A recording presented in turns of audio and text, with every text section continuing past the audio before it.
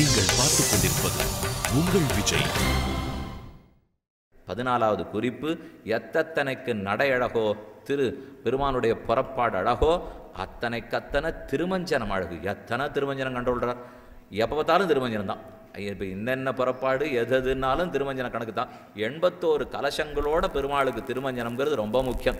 81 கலசங்களுடன் அமாவாஸ்யா உங்களுக்கு தெரிஞ்சது தான், கணக்கு மட்டும் சிலது கொடுத்துருக்கேன். அமாவாசை தோறும், ஏகாதசி தோறும், சித்திரை பிறப்போ, திருக்கார்த்திகையோ, தீபாவளியோ, சப்தாவரணமோ இதெல்லாம் சந்தன மண்டபத்தில் நடக்கிறது. ரேவதி தோறும் ரேவதி மண்டபத்தில் திருப்பஞ்சனம் நடக்கிறது. கொடியேற்றம்னாலே யாகசாலையில் திருமஞ்சனம். ஏழாம் திருநாள் வந்ததுன்னா தாயார் சன்னதி நவராத்திரி மண்டபத்தில் போய் அந்த இடத்துல உபயநாச்சிமாரோட திருமஞ்சனம். தேர்லேருந்து இறங்கி வந்தாலே நன்னா அவருடைய விடாய் ஆறுவதற்காக நிதான திருமஞ்சனம். ராப்பத்து 10ஆம் திருநாள் நம்மாழ்வார் திருவடி தொடர்த்துக்காக திருமாமணி மண்டபத்திலே ஆயிரங்கால் மண்டபத்தில் திருமஞ்சனம். தை மாசப்புறப்பு வந்துடுத்துன்னா ஆயிரக்கால் மண்டபத்திலேயே சங்கராந்தி சேர்ந்து வரும் இல்லையோ, அதனால் அது சேர்ந்து திருமஞ்சனம். ஸ்ரீஜெயந்தி வந்தால் ஸ்ரீபண்டாரத்துக்குள்ளே போய் அவ்விடத்தில் திருமஞ்சனம். ஸ்ரீபண்டாரம்ங்கிறது இன்றைக்கி பிரசாதம் எல்லாம் பெருமாள் அமுது செய்த பிரசாதம் வந்து விற்பனையார் சொல்லியோ, தேவஸ்தானத்தினுடைய ஸ்ரீபண்டாரம். அந்த ஸ்ரீபண்டாரத்துக்குள்ளே பெரிய மண்டபம், அந்த மண்டபத்துக்குள்ளே போய் தான் ஸ்ரீஜெயந்தி திருமஞ்சனம். ஸ்ரீராமநவமின்னா பக்கத்தில் சேரகுலவல்லி நாச்சியார் சன்னதி அவளோட சேர்த்தியோ இல்லையோ, அதனால் அர்ஜுன மண்டபத்திலேயே அமர்ந்து அங்கு திருமஞ்சனம். வசந்த பவித்ரோத்சவம் ஊஞ்சல் திருநாள் சாத்துமுறை. வசந்தோத்சவம் முடிவு நாள், ஊஞ்ச திருநாள் முடிவு நாள், பவித்ரோத்சவ முடிவு நாள் அந்தந்த மண்டபத்திலேயே திருமஞ்சனம். அந்தந்த உற்சவத்துக்கு அந்தந்த மண்டபம் ஆங்காங்கு திருமஞ்சனம். ஸ்ரீ பராசர வேதவியாச பட்டர்கள் கட்டியம் சேவிப்பது சிறப்பு. திருமஞ்சனம்னு சொன்னால் ஸ்ரீ பராசர பட்டர் 64 திருமஞ்சன கட்டியங்கள் எழுதி வைத்தார். அதில் இன்று சுமார் 30-34 திருமஞ்சன கட்டியங்கள் வரைக்கும் சேவிக்கிறார். கட்டியம்னா இப்போ பெருமாள் மந்தர பர்வத்தத்தை போல இன்னைக்கு சேவை சாதிக்கிறார், பார்க்கடலை போல இன்னைக்கு சேவை சாதிக்கிறார். தொம்மே ஹம்மே குதஸ்தத் ததபி குதகிதம் வேதமூல பிரமாணாது என்ன அழகா பராசரபட்டர் சாதித்தார். பெருமாள் என்னமோ ஈராடை அணிந்து கொண்டு துளசி மாலையோடு இப்படி கையை வச்சுருக்காரோ இல்லையோ, என்னான்னு அவருக்கு தோணித்து. இந்த திருக்கோலம் எதுக்கு தெரியுமோ, ஏதோ சத்தியம் பண்ணுறார், பிரதிஜை பண்ணுறார். என்ன சத்தியம் பண்ணுறாரா, நீ என் சொத்துன்னு பெருமாள் சொன்னார். நாம் ஒத்துப்போன்னு நினச்சார். அதெல்லாம் கிடையாது, உனக்கு எனக்கு சம்மந்தமே கிடையாதுன்னுட்டோம். பெருமாள் சொல்கிறார், துவம்மே அகம்மே குதஸ்தத் ததபி குதகிதம் வேதமூல பிரமாணாத்து. நீ என் சொத்துன்னு நான் வேதத்தில் சொல்லியிருக்கேன். என்ன பட்டையன் நீர் வச்சுருக்கீர், அனுபவ பாத்தியதை எங்கிட்ட இருக்குது, அதனால் நான் உங்கள் சொத்தே இல்லை என்று பெருமாள்கிட்ட சொன்னோம். அப்படி இல்லை, நான் அவதாரங்கள் தோறும் பிறந்து நீ என் சொத்துன்னு சொன்னேனே, அதெல்லாம் இருக்கட்டும். நீர் நாம உமக்கு சொத்துன்னு சாட்சி வச்சிருக்கிறா இப்படின்னு நாம கேட்டோம். இருக்காரே 10 ஆழ்வார்கள் எனக்கு சாட்சி இருக்கா, ஜீவாத்மாக்கள் மொத்த பேரும் எனக்கு சொத்துங்கிறதுக்கு ஆழ்வார்கள் சாட்சி. நாம் சொன்னோம், உலகத்தில் மொத்தம் 700 கோடி மக்கள் இருக்கா, உன்னால் உன் பட்சத்துக்கு 10 பேரைத்தான் கூண்டு வர முடியும். பாக்கி 699 கோடியே 99,99,990 பேர் எங்கள் கட்சி. அப்படின்னா உன் அடிமை இல்லைன்னு சொல்கிற கட்சி, நான் வேணா ஆளை கொண்டு வரட்டுமா அப்படின்னு நம்ம கேட்டோமா. பெருமாள் யோசிச்சு பார்த்தார், இது ஒன்று இவனை ஜெயிக்க முடியாது போல் இருக்கு அப்படின்னு தம் பட்டு பீதாம்பரத்தை களைஞ்சுட்டு கைகளிலே நீண்ட உயர்ந்த துளசி மாலையை தரித்து கொண்டு சொட்ட ஈரவாடையோடே இதோ சத்தியம் பண்ணி சொல்கிறேன், நீ எனக்கு அடிமை தான், நீ எனக்கு உறவு தான். இந்த அளவுக்கு பெருமாளை சத்தியம் பண்ண வைக்கிற அளவுக்கு நாம் வசந்துட்டோம். ஏன்னா அவனுக்கு அடிமைன்னு முதல் வரியில் ஒத்துன்னு போயிருக்கலாமோ இல்லையோ, அதை ஒத்துக்காத்தலால் தான் இந்த திருமஞ்சன திருக்கோலத்தில் எழுந்துருளி இருக்கிறார் போலும். இதெல்லாம் பராசர பட்டர், வேதவியாச பட்டர் இவர்கள் தான் கட்டியம் சேவிக்கிற சிறப்பு. திருமஞ்சனத்தின் போது அரையர் சுவாமி வெண்ணெய் அளைந்த குணுங்கு பாசுரம் சேவிப்பார், ரேவதிக்கு ரேவதி திருமாலை சேவிப்பார், ஸ்ரீராமநவமிக்கு பெருமாள் திருமொழி 30 பாசுரங்கள் சேவிப்பார், ஸ்ரீஜெயந்திக்கு வண்ணமாடங்கள் சூழ் சீதக்கடல் பாசுரங்கள் சேவிப்பார். கைலி விசேஷம், இந்த பெருமாள் கைலி சாத்தின திருமஞ்சனங்கள் இல்லையோ, கைலி விசேஷம். அதை விட அவருடைய ஈரக்கைலியை நம்ம கண்ணு முன்னாடியே துளி கூட கண்டுபிடிக்க முடியாத அவ கேட்டுறா பாருங்க. வெளியில் உணர்ந்த கையிலையை பிடிச்சுன்னுட்டு உள்ளேருந்து அது எப்படி களையறா தெரியல, இந்த புது கையில எப்படி சாத்துறாள்னே தெரியல, சேவிச்சுட்டே இருக்க வேண்டியதுதான். நம்ம சேவிச்சுட்டே இருந்துச்சா கையிலேயே மாறிப்படுறது. இதுக்கு தான் நஞ்சியருங்கிற மகாச்சாரியர் எழுந்தொழி இருந்தார். அந்த சுவாமி திருமஞ்சனம் நடக்கிறச்சே அப்படியே இந்த திரையை ஒதுக்கி கிட்ட போய் பார்க்குறான். எதுக்கு சுவாமி திருமஞ்சனம் நடக்கிறச்சே திரையை ஒதுக்கி பார்க்குறீர்னா, இல்லையா அன்னைக்கு யசோதை இடுப்பில் கட்டினாலாம், இப்போ அந்த கைலி கொஞ்சம் விலகித்துனா அந்த கட்டின தழும்பு இருக்கான்னு பார்க்கணும்னு எனக்கு ஆசை. தழும்பு தெரிஞ்சு போச்சு, நமக்கு வசப்படுறவர் பெருமாள்னு நான் தெரிஞ்சு விடுவேன் அப்படின்னு நஞ்சியை சாதித்தாராம். அந்த அளவுக்கு திருமஞ்சனத்தில் மெய்ப்பாடோடைய சேவித்தார்கள். பங்குனுத்தரத்தன்னைக்கு 18 சலவ திருமஞ்சனம். ஒரு நாள் 2 நாள் இல்லை, ஒரு தடவை 2 தடவை இல்லை, 18 தடவை ராமானுஜர் திருக்கோட்டியூருக்கு எழுந்தருளினார். ஆகையால் அன்று இரவு முழுக்க 18 தடவை பெருமாளும் தாயாரும் சேர்த்து திருமஞ்சனம். இதுதான் ஆச்சரியம். நவராத்திரிக்குன்னு சொன்னால் தாயாருக்கு தனித்து திருமஞ்சனம், தாயார் சன்னதிக்குள்ளேயே. இப்போ 2 பேருக்கு சேர்த்து திருமஞ்சனம். சாதாரணமாக ஆண்கள் குளிக்கிறதையே நம்ம பார்க்க முடியாது, பெண்கள் குளிக்கிறத நிச்சயம் பார்க்க முடியாது. ஆனால் பிராட்டியும் பெருமாளும் சேர்ந்து தீர்த்தமாடுறாளேன்னா இது வைதிகமான ஸ்நானம். இதை சேவிக்க சேவிக்க பாபங்கள் தொலைந்து புனித தன்மையே கிடைக்க போகிறது. சொல்லியோ தீர்த்தன் பகவான். அதாவது தீர்த்தனுக்கு அத்தபின் மத்தோர் சரணில்லை என்னெண்ணி தீர்த்தனுக்கே தீர்த்த மனத்தனாய் செழுங்குருகூர் சடகோபன் தீர்த்தங்கள் 1000 விபத்தும். யாரெல்லாம் இந்த 10 பாசுரத்தை சொல்கிறாளோ தேவர்வைகள் தீர்த்தங்களை எண்ணு பூசித்து நல்கி உரைப்பர் தன் தேவியர்க்கேன்னு பாசுரம். பகவானே தீர்த்தன், அவன் திருமேனி தீர்த்தத்தை வாங்கிக்கிறதுக்கு நம்ம ஆசைப்பட மாட்டோமா? அதனால் திருமஞ்சனத்தை பற்றி அனுபவித்தோம். அடுத்து 15வது குறிப்பு புஷ்பம். ரொம்ப ஆச்சரியமான புஷ்ப கைங்கரியம் பார்ப்போம்.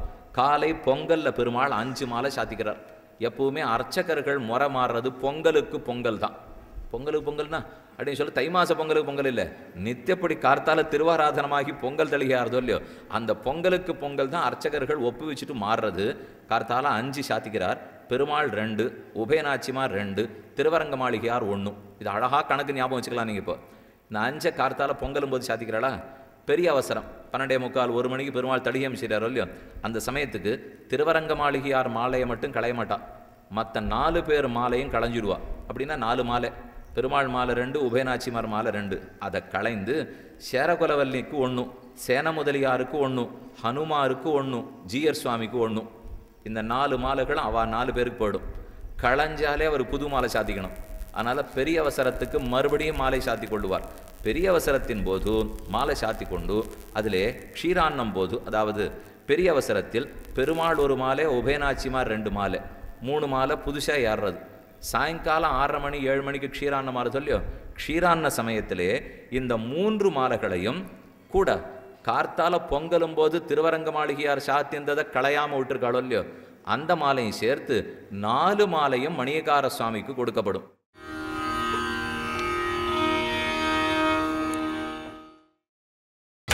நீங்கள் பார்த்துக் கொண்டிருப்பது உங்கள் விஜய். கார்த்தால பொங்கலும் போது திருவரங்க மாளிகையார் சாத்தியந்ததை களையாமல் விட்டுருக்காளோ இல்லையோ அந்த மாலையும் சேர்த்து 4 மாலையும் மணியக்கார சுவாமிக்கு கொடுக்கப்படும். இப்போ க்ஷீரானத்தும் போது களைஞ்சாரா மறுபடியும் சாத்திக்கணுமோ இல்லையோ, அதனால் அப்போ சாத்திக்கிறார். க்ஷீரானத்தும் போது பெருமாள் வெள்ளை உள்மாலையை சாத்திப்பார், வெளிமாலையை சாத்திக்கிறார். உபயநாச்சிமாருக்கு 2 மாலை, அதே திருவரங்க மாளிகையாருக்கு 1 மாலை, திருமேனி சரம்னு சரமா மாலை. இதெல்லாத்தையும் சாயங்காலம் சாத்திப்பார். இது ராத்திரி அரவணை வந்துடுத்துனா இது எத்தனையும் களைஞ்சாகணும் இல்லையோ. களைஞ்சி யாராருக்கு போகிறது பாருங்க. வெள்ளை உள் மாலை அர்ச்சகருக்கு, வெளி மாலை மணியக்காரருக்கு. உபயநாச்சிமாருடைய 2 மாலையை வச்சு மறுநாள் கார்த்தால விஸ்வரூபம் யானைக்கும் பசுக்கும். உபயநாச்சியாருடைய 2 மாலை அவர்கள் 2 பேருக்கும் போயிடும். திருவரங்க மாளிகையாருடைய 1 மாலை மணியக்காரருக்கு, திருமேனி சர மாலை சன்னதி வாசல் கைங்கரிபரருக்கு. இப்படி அந்தந்த வேளை மாலையை மாற்றிக்கிறார். அவரவர்களை கூப்பிட்டு கைங்கரியம் பண்ணிட்டு அவளுக்கு பிரசாதத்தையும் கொடுத்துருவார். இது புஷ்ப கைங்கரியம் நடக்கும் வகை. அடுத்து திருவாபரணம். அதை பற்றி ரொம்ப பேசவே கூடாது. ஏன்னா ஆபரணங்களுக்கு அழகு கொடுக்கும் பெருமாள். திருவாபரணத்தால் இவருக்கு ஒன்றும் அழகு வரப்போகிறதில்லையே, இவரால் திருவாபரணங்களுக்கு அழகு வரும். திருவாபரணங்கள் சிலது மட்டும் தெரிஞ்சது நமக்கு. மூலவர் சாத்தி கொள்ளுகிற முத்தங்கி, எல்லாத்த விட முக்கியம் உற்சவர் நம்பிடுமாளுடைய நீலநாயக கல். அந்த கல் மலையஜ சசிலிப்பம் மாலதி தாமதல்பம் சுமணிசர விதானம் கௌஸ்துப ஸ்வஸ்தி தீபம் தனுஜ விஷாணோல்லேக சித்திரஞ்ச லக்ஷ்மி லலித கிரகம் உபாசே ரங்கசர்வம் சகோரக. இதுதான் நீலநாயக கல். ஜீவாத்மாக்கள் அனைவருக்கும் பிரதிநிதி. ஜீவாத்மாக்கள் எல்லாரும் நம்பெருமாள் திருமேனில நீலநாயக கல்லாக தான் இருப்பாளாம். அதனால் அந்த ரத்தன ஆபரணம் ரொம்ப முக்கியம். அடுத்து விமான பதக்கம். அண்ணா உள்ளுக்குள்ள சந்தன சாத்தி மேலே தூக்கி சாத்துறாளோ இல்லையோ விமான பதக்கம். கண்டபேரண்ட பக்ஷி பதக்கம், தங்கம் வைரம் பலச அபயஹஸ்தம், ரத்னாங்கி வைகுண்ட ஏகாசனிக்கு சாதிச்சுக்கிற ரத்னாங்கி, முத்து கல்லிழைத்த பாண்டியன் கொண்டகள். அது பெருமாளுக்கு நாச்சியார் திருக்கோலம் மட்டும் உண்டு. ஒரு திவதேசத்தை போலே இந்த கண்ணன் திருக்கோலம், அந்த ராமர் திருக்கோலம், இந்த வைகுந்தநாதன் திருக்கோலம், இந்த திருக்கோலம்லாம் பெருமாளுக்கு இல்லை. அவராக ஆஸ்தானத்தில் இருந்தால் தான் ரொம்பவே அழகு. மற்ற அவர் வாகனத்தில் அவருக்கு திருக்கோலம் சாத்தினா கூட வாகனத்துக்குன்னு காலு கையெல்லாம் சாத்தி பண்ணணும் இல்லையோ, அது கூட அப்புறம்தான். அவர் ஆஸ்தானத்தில் எழுந்தருள் இருக்கிறது அழகு, தனி அழகு. அதனால் அதெல்லாம் பெருமானுடைய திருவாபரணத்தை சேவிச்சுட்டோம். அடுத்து 17வது குறிப்பு வாத்தியங்கள். வாத்தியங்கிறது இந்த கோவிலில் ரொம்ப முக்கியமான அங்கம். நாம் எங்கே இருக்கமோ வாத்திய கோஷத்தை வச்சு உள்ளுக்குள்ளே என்ன நடக்கிறதுன்னு கண்டுபிடிச்சிடலாம். இந்த வாசலில் வந்துட்டே இருக்குச்சே உள்ளே என்ன சத்தமோ, மணிகார சாமி எழுதியாச்சா, சிபாந்தாங்குவாள் போயாச்சா, அங்கங்கே ஒலி மாறிண்டே இருக்கும். அந்த மாறின ஒலி தெரிஞ்சிச்சுன்னா நம்ம வேகமாக போனோமா மெதுவாக போனோமான்னு தெரிஞ்சுக்கலாம். பெரிய மேளம் சின்ன மேளம், நாயனன் தவில், நட்டுமுட்டு சின்ன மத்தளம், நித்தியம் புறப்பாடுன்னா நட்டுமுட்டு சின்ன மத்தளம் வாசிப்பா. எக்காளே, திருச்சின்னம், வீரவண்டி, சேமக்கலம், இந்த கிளங்கு சத்தம் கேட்குறது சொல்லியோ. பெரிய பெரிய வாகனங்கள் எழுந்துடும் போதோ வெளியில் எழுந்துடச்சேவோ வண்டியில் வச்சே இந்த வாத்தியங்களை வாசித்து கொண்டு போவதும் உண்டு. ஆக சேமக்கலம், வெள்ளி டொக்கை, சுத்து மத்தளம், பெரிய சின்ன தாளம், வலம்புரி சங்கு. பெருமாள் எழுந்துடத்துக்கு சற்று முன்னாடி இந்த சங்கத்தை ஊதுறாளோ இல்லையோ, வலம்புரி சங்கு, அரவணை, ஜால்ரா. அரவணை பெரியமணி சேவிக்கிறதுங்கிறது முக்கியம். அரவணைக்கு ஜால்ரா, பாரி, நகார் மத்தளம். எப்போ போனாலும் தனியாக வாசிண்டே போயிட்டு இருக்கா பாருங்க. அதான் இங்கே நகார் மத்தளம். நம்ம வீட்டுக்குள்ளேயே இருப்போம், என்னமோ பெருமாளுடைய பிரசாதம் போகிறது, யாரோ தனியாக எழுறாருன்னா ஒரு மத்தளம் மட்டும் கேட்குறது இல்லையோ, அது நகார் வாத்தியம். அடுத்து அரையருடைய கொண்டாட்டங்கள் சில. 18வது குறிப்பு, பெருமாள் எழுந்துருளச்சு அரையர் சுவாமி கொண்டாட்டம் வாசிப்பறோம் இல்லையோ.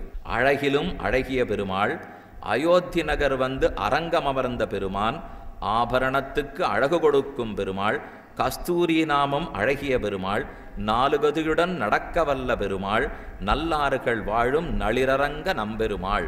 அடுத்து தாச நம்பிகளுடைய கைங்கரியம், ரொம்ப முக்கியமான கைங்கரியம். கட்டியம் கூறுவது. பெருமாள் வெளியில் எழுந்துழைச்சே சாரிகை சாரிகை சாரிகை சாரி எச்சரிக்கை சொல்லலாம் இல்லையோ, கட்டியம் கூறுறது முக்கியம். அதுக்கப்புறம் இந்த கூட்டம் கூடி இருந்தாலே பேசாத சத்து சொல்லணுமே. நம்ம காரியம் பேசிகிட்டே இருக்கிறது, அவர் காரியம் பேசாதே பேசாதேன்னு சொல்லிகிட்டே இருக்கிறது. இந்த 2 பேருக்கும் போட்டி எப்போது நிகழ்கிறது இல்லையோ.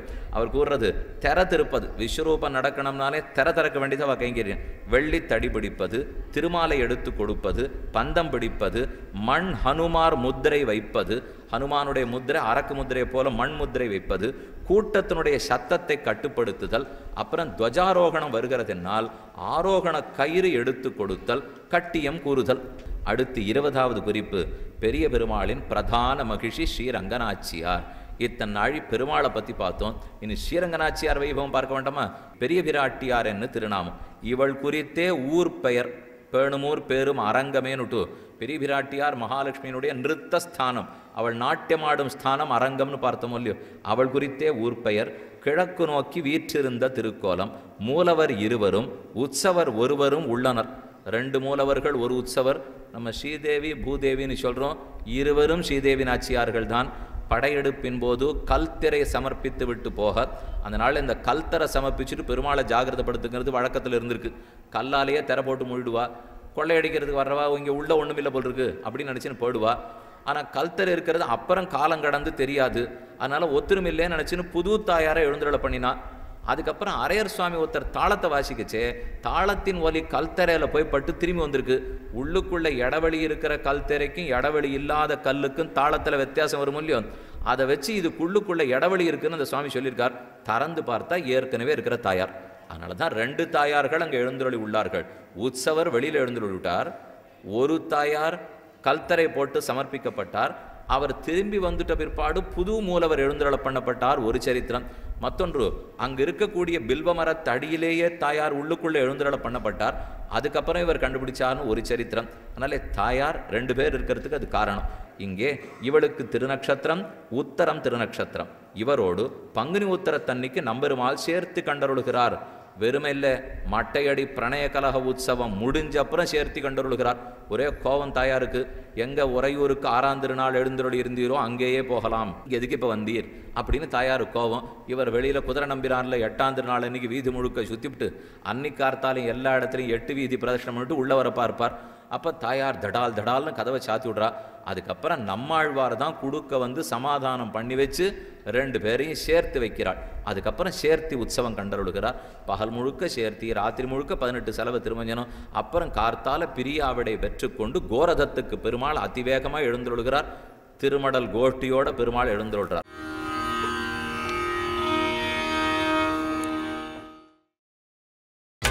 நீங்கள் பார்த்துக் கொண்டிருப்பது உங்கள் விஜய். 21வது குறிப்பு, பெரிய பிராட்டியார் தவிர இந்த கோவிலில் சேரகுலவல்லி நாச்சியார் எழுந்தருளி உள்ளார். அர்ஜுன மண்டபத்துக்கு பின்னாடி குலசேகராழ்வாருடைய திருக்குமாரத்தி ஸ்ரீராம நவமி அன்னைக்கு அந்த நாச்சியாருடைய சேர்த்தி. அடுத்து துலுக்க நாச்சியார் எழுந்தருளி உள்ளார். வடக்கே பாதுஷாவுனுடைய பெண். இந்த பெருமானிடத்தில் அத்தனை காதல், அதனால சித்திர வடிவத்தில் அவள் இங்கே எழுந்தருளியிருக்கார். அவருக்கு கைங்கரியம் நன்னா நடக்கட்டும்னு ராமானுஷர் ஏற்படுத்தினார். அதனால் அர்ஜுன மண்டபத்தினுடைய மற்றொரு பக்கத்தில் பெருமாள் எப்போ அர்ஜுன மண்டபம் எழுந்துள்ளாரோ அப்போ படியேற்ற சேவையெல்லாம் துலுக்க நாச்சியாருக்காகத்தான். இன்னொன்று, அந்த நாச்சியார் சன்னதிக்குள்ள ராமானுஷரே சித்திர வடிவத்தில் எழுந்துள்ளிருக்கிறார். அதனால் அது துலுக்க நாச்சியாருடைய சன்னதி. அடுத்து உள்ளாண்டாள் சன்னதி. இங்கே இருக்கிற உள்ளாண்டாள் சன்னதி யானவாகனம் நடந்து முடிஞ்சு வரச்செல்லாம் மாலை மாற்றல். இந்த இடத்துல தான் ஆண்டாளோட மாலை மாற்றல். இதில் இன்னொன்று என்னென்னா, ஆண்டாளோட மட்டும்தான் நம்பெருமாள் 2 மாலையும் மாற்றிப்பார். அப்படின்னா ஆண்டாள் மாலை இவருக்கு வர்றது, இவர் மாலை அவருக்கு போகிறது. மற்றபடிக்கு ஸ்ரீரங்க நாச்சியார், சேரகுலவல்லி நாச்சியார், உறையூர் நாச்சியார் 3 பேருக்கும் அவர்கள் மாலையை தான் வாங்க மாட்டார். ஆனால் ஆண்டாளுக்கு மட்டும் தம் மாலையும் அவளுக்குண்டு, அவ மாலையும் தனக்குண்டு. இந்த மாறுதல் ஆண்டாளிடத்தில் மட்டும்தான் நம்பெருமாள் கொடுத்தார். அடுத்து 22வது குறிப்பு, பெருங்குறிப்பு. ஆனால் வாசித்தாலே போகும். எல்லா உற்சவங்களையும் போட்டிருக்கேன். தை மாச உற்சவம் பூபதி உடையார் திருநாள். ஏன்னா அது அவனுடைய பேரில் ஏற்படுத்தப்பட்டது. இது ஒன்று ஒரு அரசன் அவன் பேரில் ஏற்படுத்தப்பட்ட உற்சவம். புனர்வசு அன்னைக்கு உபயநாச்சிமாரோட தேர். தை உற்சவத்துக்கு பெருமையே மற்ற 2 தேரும் தனித்து பெருமாள் தேர். ஆனால் தை உற்சவம் மட்டும் உபயநாச்சிமாரோட தேர், அது பெருமை. வீரபூபதின்னு மன்னவன் 1413 இருந்தார், அவர் பேரில். அடுத்தது சித்திரை விரப்பண்ண உடையார் திருநாள். ரேவதி அன்னு திருத்தேர். சித்திரைக்கு சித்திர மாச உற்சவத்துக்கு விருப்பண்ண உடையார் தான் விஜயரங்க மன்னன். அப்படின்னா பெருமாள் 1371 போயிட்டு திரும்பி வந்தாரோ இல்லையோ, வந்தப்புறம் முதல்ல சித்திர உற்சவம் ஆரம்பித்து இந்த கோவிலில் ஒன்றுமே இல்லாத படுத்து கிராமமாக இருக்கிற ஜனங்கள் எல்லாரும் சொத்து கொண்டு வாங்கோ, அதை வச்சுன்னு தான் நான் கோவிலையே புனருத்தாரம் பண்ணணும்னு ராஜா அறிவித்தான். அதனால தான் அதுக்கு மட்டும் கிராமமாக சித்திர உற்சவத்துக்கு மக்கள் வருவா. மற்ற உற்சவத்துக்கு அப்படி வரமாட்டான். அது அந்த அரசனுடைய அறிவிப்பால் அப்படி நடக்கிறது. அது விருப்பண்ண உடையார் திருநாள். அடுத்தது மாசி உற்சவம். மாசிக்கு முக்கியமே அந்த உற்சவத்தில் திருத்தேர் கிடையாது. அந்த உற்சவத்துக்கு துவஜாரோகணம் கொடியேற்றமும் கிடையாது. ஆனால் அந்த உற்சவமே தெப்போற்சவம். அதனுடைய கடைசி நாள் அன்னைக்கு திருப்பள்ளியோட உற்சவம் நடக்கிறது இல்லையோ. மேலும் மாசியில் வெள்ளிக்கருடன் ரொம்ப முக்கியம். வெள்ளி கருடனில் பெருமாள் எழுந்துள்ளார். திருப்பள்ளியோடம், அதாவது உபயநாச்சியாரோடு மிருகசீர்ஷ நட்சத்திரத்தன்னைக்கு, மாசி மிருகசீர்ஷ நட்சத்திரத்துக்கு உபயநாச்சிமாரோட திருப்பள்ளியோடம் தெப்பத்தில் எழுந்துள்ளார். நன்னா ஒன்று ஞாபகம் வச்சுங்கோ, அன்னைக்கு குதிரை தெப்பத்தில் உட்காந்துருக்கும். மற்ற நாள்லாம் குதிரையை போயிட்டு வந்துடுறாரு. அன்று குதிரையை பெருமாள் தெப்பத்தோடே எழுந்துள்ள பண்ணுறார். வெளியாண்டா அடுத்த நாள் அன்னைக்கு மாசி தெப்பம் நடந்துடுத்துன்னா அடுத்த நாள் பந்த காட்சி. ரொம்ப அற்புதமான காட்சி. எல்லாம் விதவிதமாக ஒரே பந்தத்தோட பெருமாள் ரொம்ப வேகமாக எழுந்துடுறது. ராத்திரி முழுக்க அற்புத உற்சவம். துவஜாரோகணம் தேர் கிடையாது. அடுத்தது பங்குனி தான் ஆதி பிரம்மோத்சவம். பங்குனி உற்சவம் தான் சத்தியலோகத்திலே நடந்த உற்சவம். அதுதான் இக்ஷ்வாகுக்கா அவன் நடத்தினது அயோத்தியிலே. அதைத்தான் விபீஷணன் நடத்துறதுக்காக இந்த ஊர்லேயே பெருமாளை இறக்கினார். ஆதி பிரம்மோத்சவம் இது ரோகிணியில் தொடங்கி உத்தரத்தில் முடியும். 2 சேர்த்து பாருங்க. ஏன்னா தாயார் பெருமாள் சேர்த்தியோ இல்லையோ, ரோகிணி பெருமாள் நட்சத்திரம், தாயாரது உத்தர நட்சத்திரம். ரோகிணியில் உற்சவம் ஆரம்பிக்கும், உத்தரத்தில் உற்சவம் முடிஞ்சு போடும். அதனால் அது திருத்தேர் கோரதத்தோட உற்சவம் முடியறது. சப்தாவரணம் தோறும் ராமானுஷனூத்தந்தாதி கேட்பார். அதோட கூட அத்தியனோத்சவம் ரேவதி அன்னு நாச்சியார் திருக்கோலம். நாச்சியார் திருக்கோலம்ங்கிறது பகல் 10 கடைசி நாள் 10ஆம் உற்சவத்தன்னைக்கு நாச்சியார் திருக்கோல உற்சவம். திருமங்கையாழ்வார் ஏற்படுத்தியது. நம்மாழ்வாரே அங்கிருந்து இங்கே எழுந்துருளி கொண்டிருந்தார்னு கீழே சொன்னேனோ இல்லையோ. அதுக்கப்புறம் காலம் மோசமாக போக ஆழ்வாரால் எழுந்துருள முடியல. இப்போ இருக்கும் நம்மாழ்வார் ராமானுஜர் எழுந்துருள பண்ணின நம்மாழ்வார். அவர் காலத்தில் தான் இனிமேல் இந்த ஆபத்து தாங்காது, இங்கே இருக்கிற ஆழ்வாரே திருவடி தோழட்டும் அப்படின்னு பெருமாளுக்கு ஏற்பாடு பண்ணி வைத்தார். சித்திரை பூச்சாத்து உற்சவம். இனிமேல் மிச்ச உற்சவம் மட்டும் போட்டிருக்கேன். சித்திரை மாதம் பூச்சாத்தி உற்சவம், வைகாசி மாதம் வசந்தோத்சவம், ஆவணி மாதம் பவித்ரோத்சவம், புரட்டாசி மாதம் நவராத்திரி உற்சவம், ஐப்பசி மாதம் ஊஞ்சல் உற்சவம், கார்த்திகை சுக்லபக்ஷ ஏகாதசி, கைசிக ஏகாதசி, மார்கழி சுக்ல ஏகாதசி, வைகுண்ட ஏகாதசி, தை தை தை, மாசி பங்குனி பங்குனி, எப்போதும் உற்சவந்தான். அடுத்து 23வது இவர் பதின்மர் பாடும் பெருமாள். 10 ஆழ்வார்களும் விடாமல் இவ்வெம்பெருமானை பாடியுள்ளார்கள். திருவேங்கடவன் 9 பாடும் பெருமாள். ஆனால் இவர் 10 பாடும் பெருமாள். 10 ஆழ்வார்களும் இவரை பாடியுள்ளார்கள். அடுத்த குறிப்பு முக்கியம். திருவாய்மொழி 1000ம் அரங்கனுக்கே. 1000ம் அரங்கனுக்கான வாந்திகடும் சோலை மதிலரங்கர் வன்புகள் மேல் ஆன்ன தமிழ்மறைகள் 1000ம் ஈன்ன முதத்தாய் சடகோபன் மொயம்பால் வளர்த்த இதத்தாய் ராமானுஷன் அனைத்து 1000 பாசுரங்களும் அரங்கனுக்கு தான். அது 24வது குறிப்பு. திருவாய்மொழி 10 குணங்களான பரத்தம் காரணத்துவம் ஆகியவற்றை கங்குலும் பகலும் பதிகத்திலேயே அமைத்தார் ஆழ்வார். 25 ஆச்சாரியர்கள். லக்ஷ்மிநாத சமாரம்பாம் ஸ்லோகத்தின்படி பெரிய பெருமாளே குரு பரம்பரையின் பிரதம ஆச்சாரியன். ஏன்னா திருமந்திரத்தை பெருமாள் பத்ரிகாசிரமத்தில் நரநாராயணனாக வெளியிட்டார். துவயத்தை விஷ்ணுலோகத்தில் பெரிய பெருமாள் பிராட்டிக்கு, விஷ்ணுலோகத்தில் மகாலட்சுமிக்கு வெளியிட்டார். அதுக்கப்புறம் சரமஸ்லோகத்தை திருத்தேர்த்தட்டிலே இருந்து குருக்ஷேத்திர பூமியில் அர்ஜுனனுக்காக வெளியிட்டார். இதை கேட்டுண்ட ஒருத்தருக்குமே உபதேசம் பண்ணல. அதான் ஆச்சரியம். பின்ன நாம இப்போ திருமந்திரம் துவயம் சரமஸ்லோகம் சொல்லிட்டு இருக்கோமேன்னா ஒரே வழி, மறுபடியும் இந்த 3ஐயும் ஸ்ரீரங்கநாச்சியார் ஸ்ரீரங்கநாயகிக்கு சொல்ல, அவர் விஸ்வக்சேனருக்கு உபதேசிக்க இன்னி வரைக்கும் நாம் சொல்லிட்டு இருக்கோம். அதனால் கூரத்தாழ்வானுடைய லக்ஷ்மிநாத சமாரம்பாம்னு ஸ்லோகம் இருக்கும் இல்லையோ, அதில் லக்ஷ்மிநாதன்கிறது திருவரங்கநாதனையே குறிக்கும். இல்லைன்னா அவர் எங்கே வேணா இருக்கலாமே. இந்த குரு பரம்பரைக்கு முதல் ஆச்சாரியனே திருவரங்கநாதன் தான் என்று பெருமாளே குரு பரம்பரையில் பிரதமாச்சாரியன். அடுத்து 26வது குறிப்பு. இன்றும் அர்ச்சகர்கள், ஸ்தலத்தார், தீர்த்தக்காரர்கள், விண்ணப்பம் செய்வார், மணியக்காரர்கள், ஊழியம் செய்வார், ஸ்ரீபாதந்தாங்கிகள், சாது ஸ்ரீவைஷ்ணவர்கள், 10 கொத்து பரிவாரத்தார், அரசாங்கத்தார். அரசாங்கம் எத்தனை வசதிகள் நமக்கு பண்ணி கொடுக்கணுமோ அதற்காக முனைஞ்சு பண்ணுறாளோ இல்லையோ, இந்த 10 கொத்து பரிவாரத்தார் ஆறார் கைங்கரியமோ அவர்களும் ஆகிய அனைவரும் சிறந்த கைங்கரியம் செய்து வருகின்றனர். இப்போ கடைசி குறிப்பு. ஓர் அரசன் போல் பிரஜைகளை காத்து அவர்களிடம் பணிகொண்டு அவர்களுடனே வாழ்பவன் அரங்கராசன். ரங்கராஜன் ஏதோ பெருமாளாட்டம் இருக்கிறதே இல்லை. ஒரு ராஜா பிரஜைகளோடு எப்படி ஒன்றி பழகுவாரோ அப்படித்தான் அவாவால் சரியாக வேலை வாங்கிட்டே தான் அரசர்களுக்கு பிரஜைகள் வேலை செஞ்சுட்டே இருக்கணும். அப்போ தான் அவளுக்கு பிடிக்கும். அதை போல் கூட வைத்துக்கொண்டே பெரிய பெருமாள் எப்போதும் ரட்சிக்கிறார். இந்த பெருமாள் போய் எல்லார்ட்டையும் பெருமை சம்பாதிக்கணும். பெரிய பெருமாள் படுத்துன்ற இடத்துலேருந்தே பெருமை சம்பாதிச்சுடுறார். இவர் வந்தால் தான் பெருமை, அவர் சயனிச்சுட்டு இருந்தாலே பெருமை. இப்படி அவனோடு பேசியவர் யதிராஜன். இருவருமாக சேர்த்து அடியார்களை ரட்சிக்கிறார்கள். அவர்களுக்கு பல்லாண்டு பாடுவதே நமக்கு புருஷார்த்தம். அடியார்கள் வாழ, அரங்கநகர் வாழ, சடகோபன் தந்தமிழ் நூல் வாழ, மணவாள மாமுனியே இன்னமொரு நூற்றாண்டிரும் ஸ்ரீமதே ரம்மஜாமாதிரு முனீந்திராய மகாத்மனே ஸ்ரீரங்க வாசினே பூயாது நித்யஸ்ரீர் நித்தியமங்கலம்னு சொல்லி அனைவருக்கும் அடியனுடைய கிருத்தஜ்ஞதையை தெரிவித்துக் கொண்டு அமைகிறேன்.